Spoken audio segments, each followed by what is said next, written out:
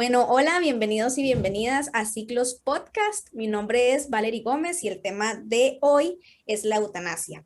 Me acompaña mi compañero Steve Ortiz y para el episodio de hoy tenemos a la doctora Gabriela Arguedas, que nos va a hablar un poco mejor desde el ámbito profesional sobre este tema. Entonces, más bien como si quiere empezar hablando un poquito de usted, a qué se dedica. Perfecto, bueno, muchas gracias por la invitación. Mi nombre es Gabriela Arguedas, soy profesora de la Universidad de Costa Rica, trabajo en la Escuela de Filosofía. Mi área de especialidad es bioética y derechos humanos. Perfecto. Súper. Bueno, y la eutanasia es un tema que está como dentro del ámbito de la bioética, ¿verdad? Así como tal vez el tema del aborto, la clonación, ¿verdad? Que usualmente también son temas como medio controversiales. Ujú. Entonces, bueno, hoy vamos a hablar particularmente de la eutanasia, que además de ser como un tema médico, eh, también se convierte como en cierta manera un tema político, ¿cierto?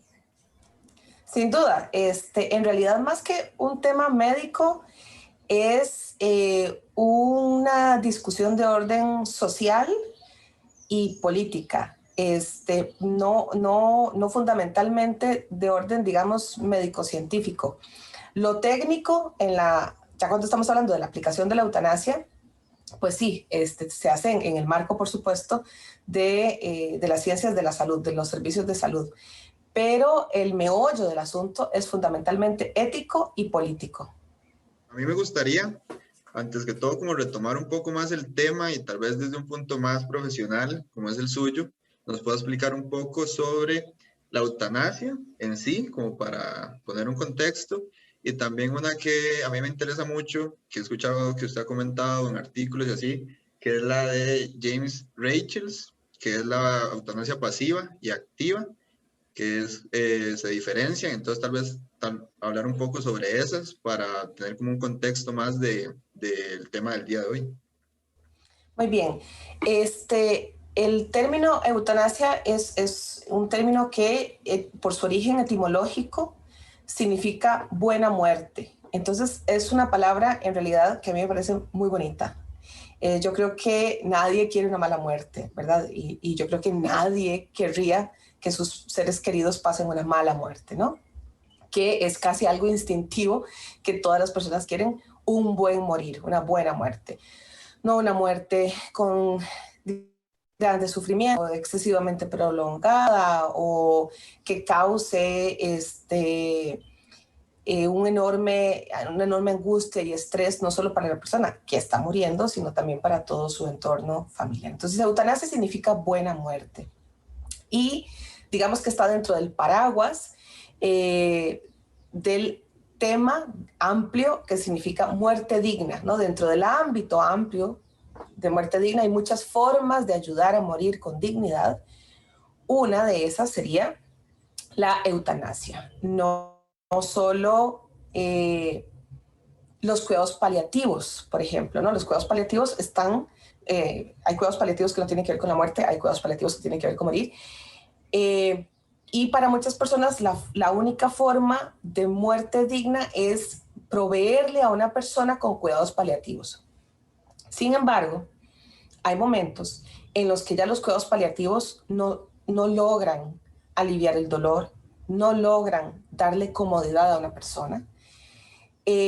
Estamos frente a un escenario de una persona que ya está en una fase muy avanzada de un proceso quizás terminal, no hay punto de retorno, no es una persona que puede tener la alternativa de pensar en terapias curativas, no, ya estamos en un punto donde sabemos cuál es el desenlace. ¿Qué hacer ahí?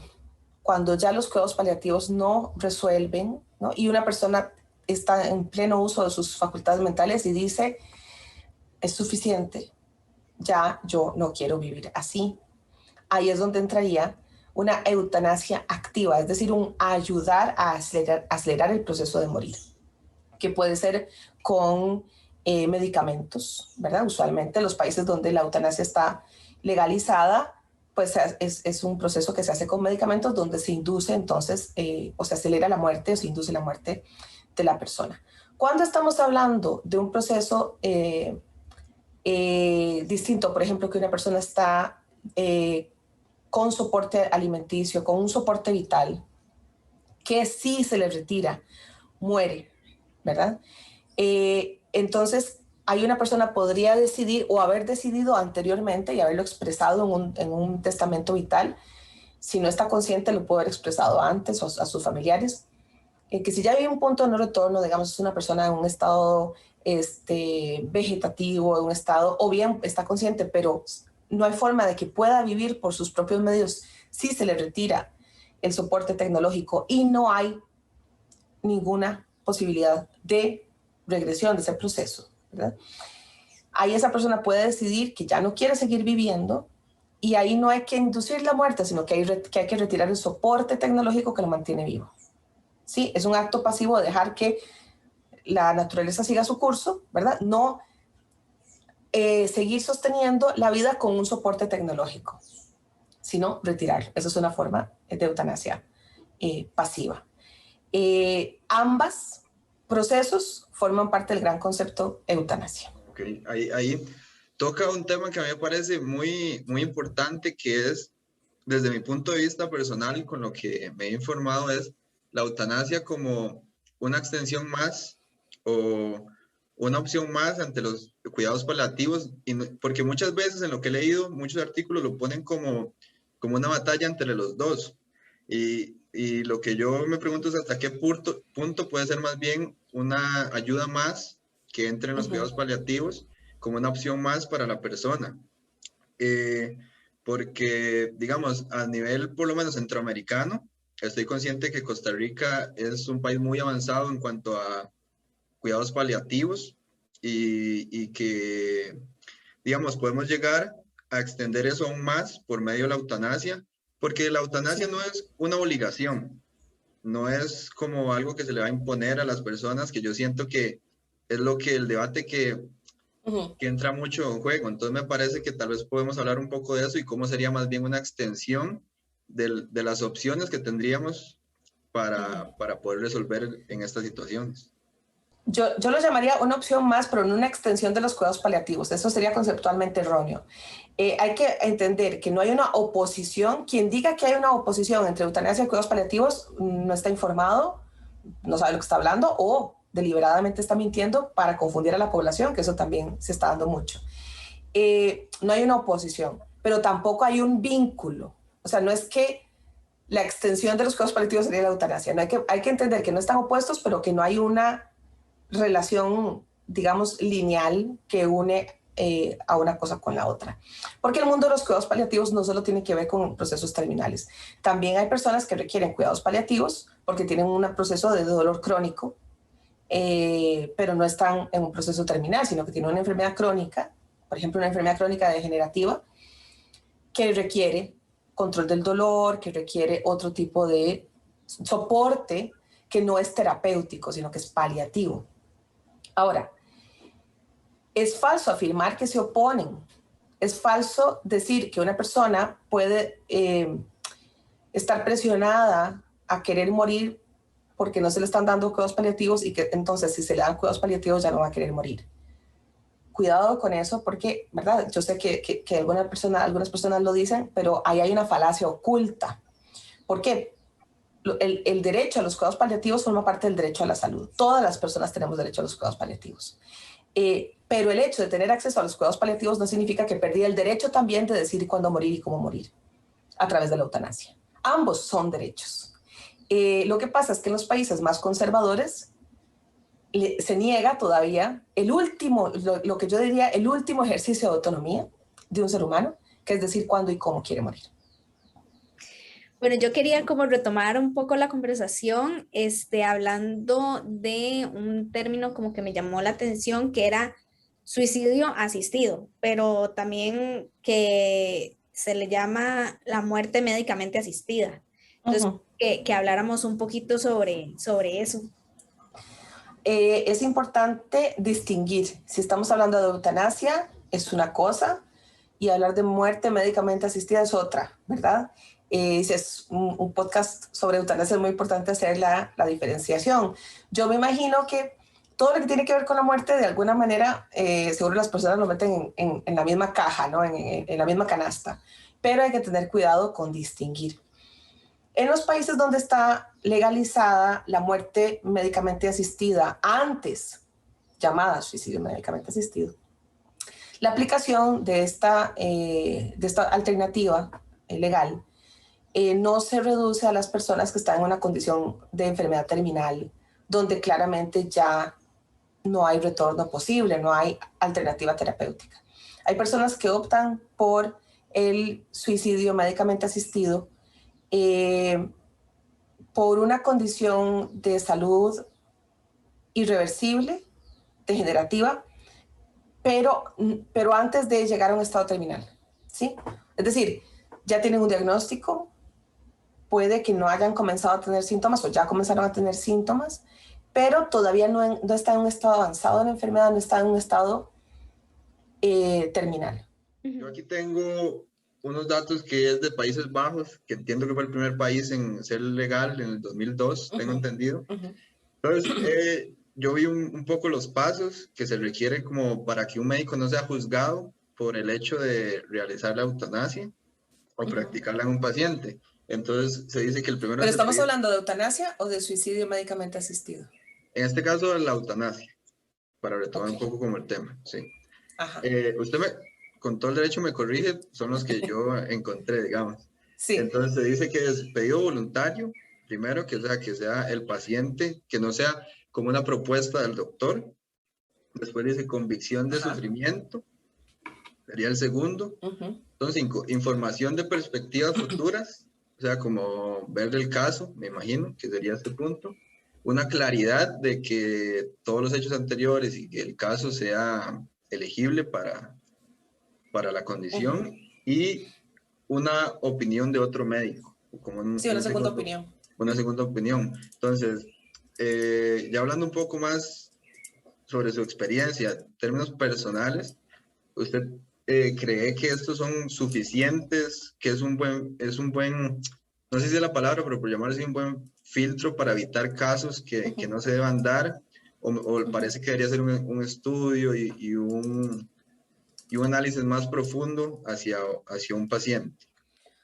No, en el caso de la eutanasia, cuando estamos claros de que estamos hablando de eutanasia y no de muerte médicamente asistida, cuando estamos frente a un paciente que ha establecido con objetividad a través de la información que le han dado sus cuidadores y cuidadoras, ¿verdad? El equipo de medicina, enfermería, interdisciplinario, donde tiene que haber gente de psicología, trabajo social, etc. Tienen claro el panorama. Una enfermedad que en este momento no tiene cura ni tiene posibilidad de prolongar la vida con calidad de vida, y sobre todo que esa persona, su evaluación subjetiva sobre su vida está clara, no está influenciada, no está coaccionada. Porque ojo con el asunto de la decisión individual. Uno puede decir, bueno, es que lo pidió voluntariamente. Yo, como bioeticista que sigue defendiendo a capa y espada el principio de autonomía, eso lo defiendo siempre. Pero hay que prestar atención a cómo se toma esa decisión individual. Si hay coacción de algún tipo, hay que identificarla a tiempo. Una persona puede decir, no, yo es que de verdad me quiero casar, ¿verdad? Y detrás está la presión de la familia, amenazas, etcétera, de que se case con el fulano, con el sutano, ¿sí? En todos los espacios de la vida vamos a estar en riesgo de recibir coacción para tomar decisiones. Entonces, con mucha más razón, hay que asegurarse de que no hay coacción en la decisión de someterse ya a un proceso de eutanasia activa, ¿verdad? No de retiro de un soporte vital. Entonces, la única observación que yo haría a estos criterios que aplican en los Países Bajos es que hay que tener algún tipo de, no de evaluación paternalista, sino de conversación abierta con el paciente, con personas del equipo de salud que permitan medir, percibir si esa persona está siendo coaccionada o no, ¿verdad? No un control paternalista, no ir a hacer una evaluación invasiva de cómo es su relación con su familia, no, para nada. Ese no sería el camino. Lo que hay que hacer es reducir el paternalismo, no abrirle más puertas al paternalismo. Es solo un ejercicio de responsabilidad, de ética médica, ética de las ciencias de la salud, de asegurarse que hay una conversación honesta, transparente, que conozco a ese paciente, que sé quién es, que conozco su historia y que puedo estar seguro o segura de que esa persona no está recurriendo a este proceso únicamente porque quiere, por ejemplo, aliviar a su familia que le estaba proveyendo cuidados, aliviar incluso hasta una situación económica, ¿verdad? Etcétera. Por lo demás, esos criterios que tienen establecidos en los Países Bajos me parecen absolutamente adecuados y si Costa Rica fuera a replicar esa normativa, que no creo que vaya a ocurrir pronto, pues es un buen ejemplo. Sí, porque yo quería decir algo como con respecto a eso, porque también, digamos, pasa con los adultos mayores, ¿verdad? Que me imagino que es súper común que se sientan abrumados por toda, digamos, la carga que creen que son para los familiares. Y me parece también súper importante como reformar esas ideas en el paciente de que su vida sigue siendo importante, ¿verdad? Exacto. Exacto. Bueno, y es que hay que pensar que para tener una enfermedad terminal y estar cerca de morir, la edad es irrelevante. A uno le puede pasar a los 5 años, a los 17, a los 33 o a los 85. No, hay una tendencia a asociar estas discusiones con la edad adulta mayor. Sí.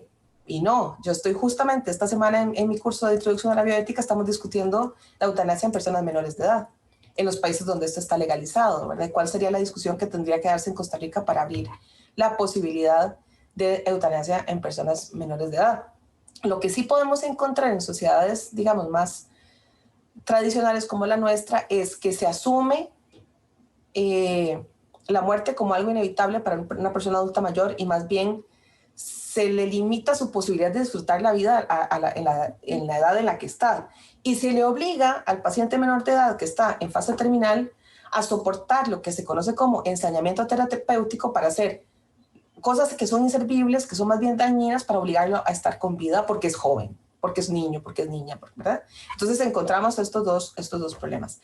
El asunto es que en sociedades donde la vejez es sinónimo de inutilidad, que pasa en muchas sociedades europeas, en muchos países europeos, esto pasa en Estados Unidos, pasa en Canadá también, donde a las personas adultas mayores se les guarda en centros de larga estancia.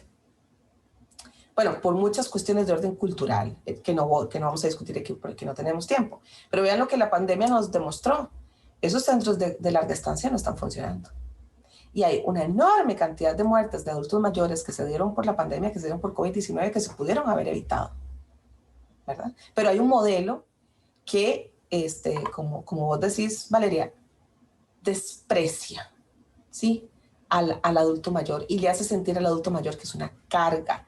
Entonces, esto se vincula con lo que yo les decía hace un rato. Hay que estudiar si una sociedad expulsa de alguna manera a cierto tipo de personas por ciertos tipos de características, que puede ser la edad, que puede ser la discapacidad, que puede ser otras características, ¿no? Y entonces hay que tener mucho cuidado de que este tipo de herramientas que tienen que ver con la voluntad individual no lleguen a ser un instrumento para expulsar aún más a las personas, es decir, para expulsarlas casi a través de la muerte. No sé si me explico, ¿verdad?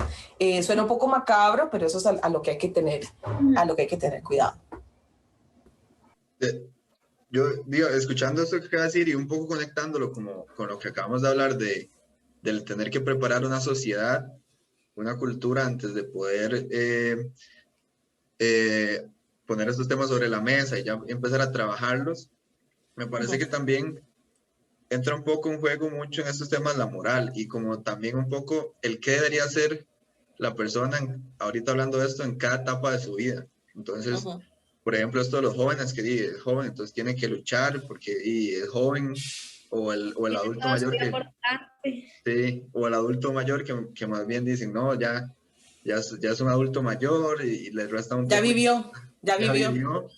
Entonces, quitan, siento desde lo personal, o restan un poco la decisión personal de vida, o la limitan por lo menos.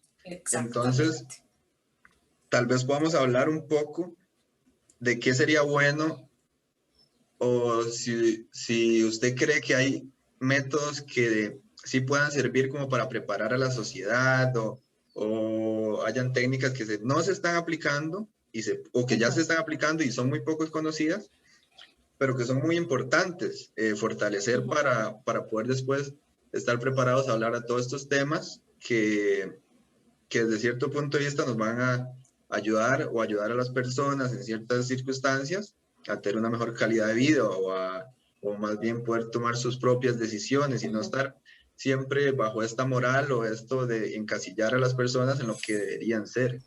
Sin duda. Me parece una pregunta bien interesante. ¿Qué técnicas se pueden aplicar para preparar a una sociedad o para ayudarle a una sociedad a dar estas discusiones de una manera productiva y no de una manera absurda, que es como suele darse en Costa Rica, tristemente, ¿verdad? Lo vemos en la Asamblea Legislativa todo el tiempo. Esas no son diálogos, esas no son discusiones, esos no son debates, eso es circo. O un ring de boxeo transformado en plenario parlamentario. Eso es absurdo, eso no nos sirve. Y usualmente pasa cuando estamos hablando de temas bioéticos, ¿verdad? Y los medios de comunicación, esto es importante para ustedes, lo fomentan. ¿Por qué? Porque ese morbo, ese espectáculo circense de baja calaña, genera el clickbait, ¿verdad? Genera, bueno, es que es eso, es morbo. ¿Por qué se hacen a veces presas en las autopistas? Efecto Mirón. Exactamente, y el efecto Mirón es que quieren ver un cadáver. Entonces la muerte produce este efecto en sociedades que no han tenido un buen proceso, digamos, de educación ciudadana, de educación cívica. No hablamos de la muerte, es tabú, pero en el momento que algo aparece muerto, todo el mundo necesita verlo, con horror, con espanto, con gritos, con llantos, pero no pueden cerrar los ojos, ¿verdad? Ni pueden respetar la muerte. Entonces, para respetar la muerte, primero hay que romper el tabú. Entonces, lo primero que hay que hacer, bueno, aparte de que es indispensable tener educación en derechos humanos desde primer grado hasta todos los años de la universidad, o sea, esto es un deber para que podamos tener una ética cívica mínima, común denominador para todas las personas, independientemente de nuestras creencias morales o religiosas, ¿verdad? Necesitamos educación en derechos humanos desde primer grado hasta toda la vida. Eso es uno. Y luego necesitamos hablar de la muerte. Necesitamos romper el tabú de la muerte. Y ojo, ese tabú de la muerte, el tipo de tabú que vivimos hoy es bastante distinto al digamos, si había un tabú hace unos 60, 50 años, era distinto. La muerte formaba parte de la vida, en la vida comunitaria de, digamos, la sociedad antes del frenesí neoliberal, del frenesí de que todo se volvió un objeto de consumo y un proceso de consumo. La muerte formaba parte de la vida. La gente moría en sus casas. Las familias comenzaban a velar a la persona que estaba moribunda antes de que muriera. El proceso de vela era acompañarlo antes de morir. Hoy la vela es algo que se hace en una funeraria con el, ¿verdad? Ya con el féretro o con las cenizas o con lo que sea, pero nos han expropiado de la posibilidad de acompañar a nuestros moribundos. Eso es muy problemático para una sociedad, eso es muy problemático, porque entonces se crea otro tipo de tabú sobre la muerte, un tabú que no ayuda a respetar luego las decisiones individuales sobre cómo queremos morir.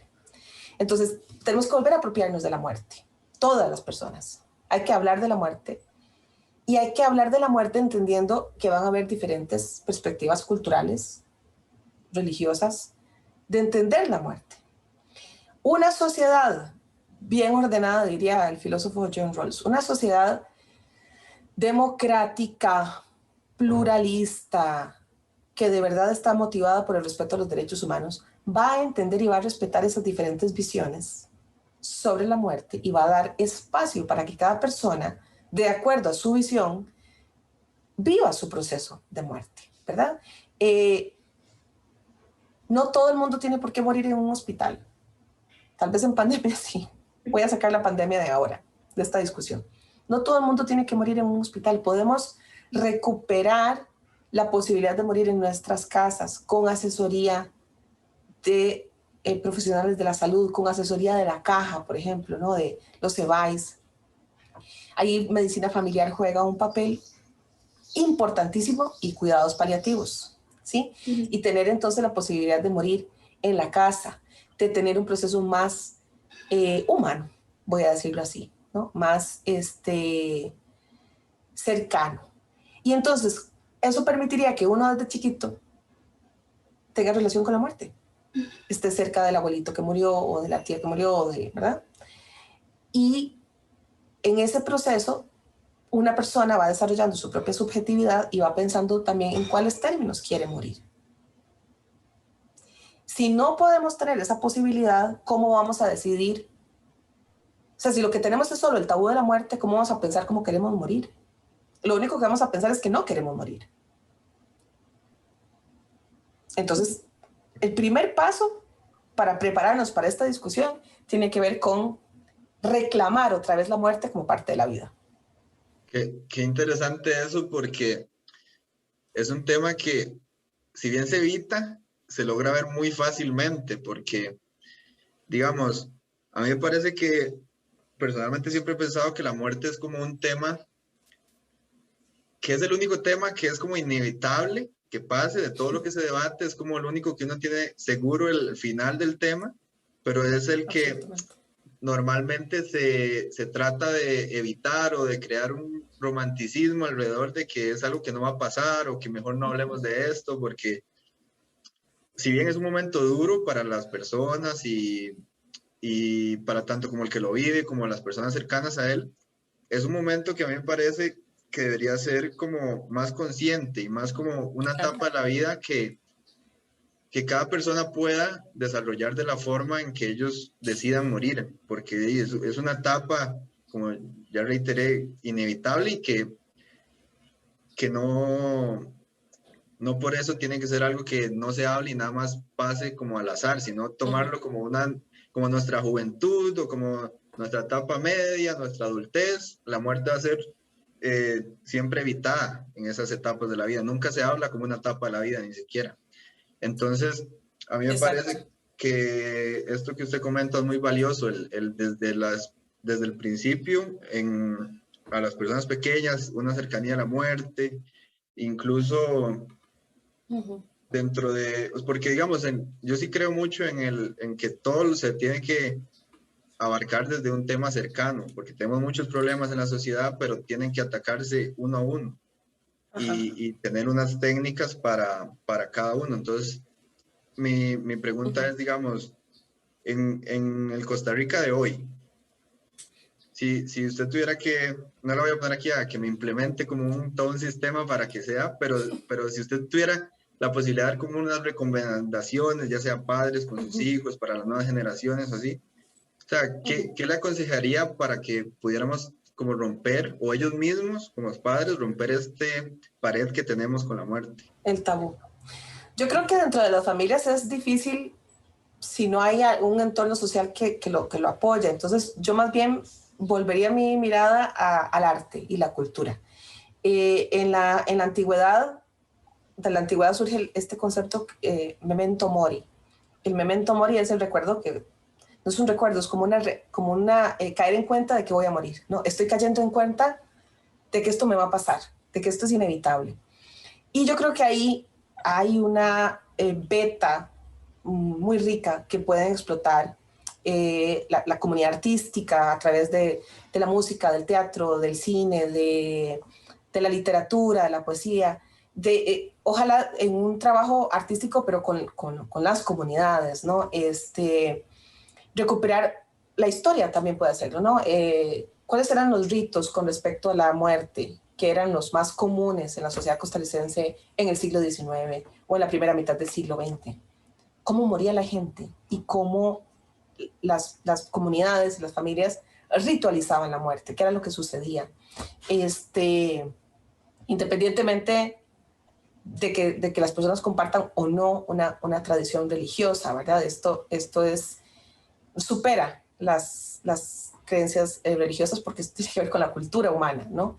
Y no solo con la cultura humana, hay animales que también ritualizan la muerte, ¿no? Que si muere un miembro de la manada, hay un reconocimiento de que murió y hay un proceso como de duelo, ¿no? Entonces, ¿cómo se vive el duelo? ¿Cómo se entiende la muerte?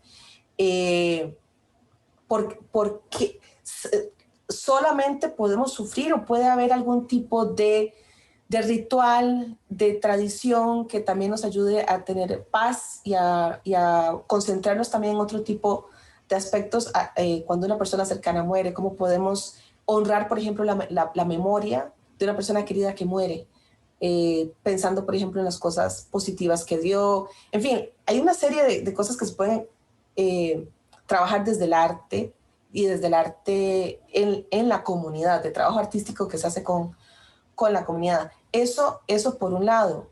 Y luego, por otro lado, creo que también es muy importante romper otro tipo de tabúes que de alguna manera tienen que ver con el tabú de la muerte. Por ejemplo, las conductas de riesgo, sobre todo en gente joven, que son una manifestación de un deseo inconsciente o un deseo ahí reprimido de morir por alguna razón, por un problema emocional, por un problema psicológico, por algún otro tipo de problema. Esto lo estamos viendo en gente cada vez más joven, en niños y niñas también, ¿no?